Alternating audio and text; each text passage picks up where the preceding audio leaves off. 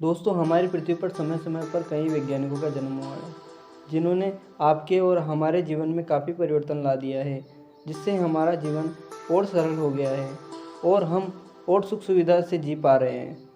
दोस्तों, इन्हीं वैज्ञानिकों में एक थे निकोला टेस्ला, जिन्हें हम गॉड ऑफ एसी करंट भी कहते हैं। दोस्तों, इनकी ही वजह से पूरी दुनिया में क्रांति सी आ गई है।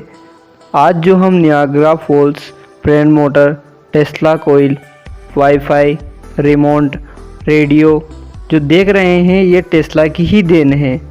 दोस्तों, इनका जन्म 10 जुलाई 1856 को हुआ। टेस्ला बचपन से ही बड़े बुद्धिमान थे। वो मैथ्स के कठिन से कठिन सवालों के जवाब भी आसानी से कर देते थे। उनके द्वारा इंटीरियर मैथमेटिक्स के सवालों के जवाब पर उनके टीचर हैरान थे, क्योंकि वो बिना कॉपी पेन उठाए आसानी से आंसर दे दिया करते थे। इससे उनके टीचर को लगता कि वो कोई चीटिंग कर रहे हैं। निकोला टेस्ला के पिता चर्च में पादरी थे। उनकी माता घर में काम करती थी और खेतों की देखभाल भी करती थी। उन्हें नए नए आविष्कार करने की प्रेरणा उनकी माँ से ही मिली, क्योंकि वो भी घर में कुछ ना कुछ नया आविष्कार करती रहती थी। बचपन में एक बार वह अपने भाई के साथ घोड़े की सवारी कर रहे थे, तभी घोड़े से गिरने से उनके भाई की मौत हो गई, जिससे उनको बहुत बड़ा सदमा पहुंचा और वह मायूस रहने लगे। बचपन में उन्हें कोरेला या हैजा नामक एक बीमारी लग गई थी, जिससे वह 9 महीने तक के लिए बेड पर पड़े रहे। उनके पिता द्वारा उनसे कहा गया कि अगर बेटा तुम्हें पादरी नहीं बनना है तो मत बनो, तुम चाहो वो बना देंगे तुम्हें, बस तुम एक बार इस बीमारी से बाहर आ जाओ। और ऐसा हुआ भी। कुछ समय बाद वह बीमारी से बाहर आए। उनका admission Graz University of Technology में हुआ। पढ़ाई में अच्छे होने के कारण उन्होंने 4 साल की पढ़ाई 3 साल में ही कंप्लीट कर ली। इसके बाद वो बुडापेस्ट, जो हंगरी की राजधानी है, वहाँ चले गए। वहाँ उन्होंने टेलीग्राफ के रूप में काम किया और कई उपकरणों में सुधार भी किया। एक एम्पलीफायर डिवाइस भी विकसित की उन्होंने।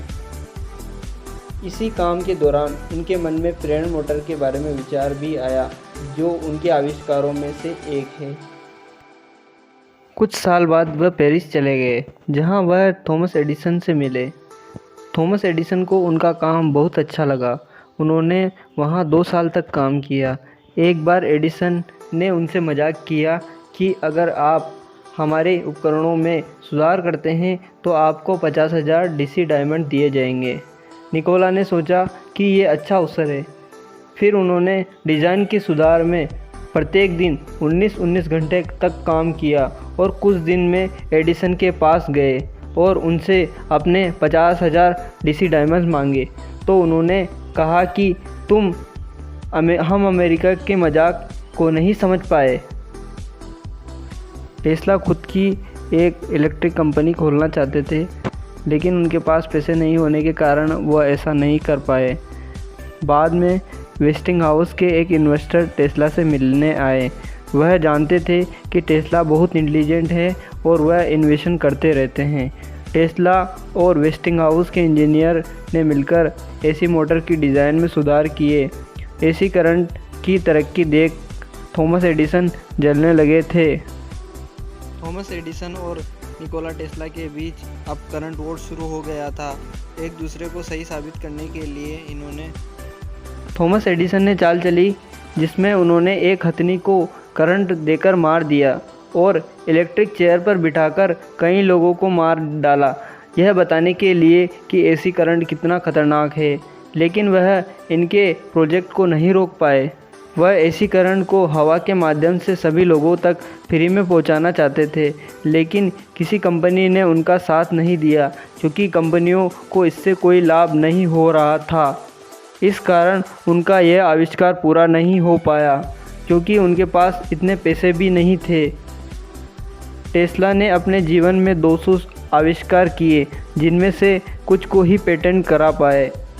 उनके ही आविष्कारों का प्रयोग करके कई वैज्ञानिक अमीर हो गए।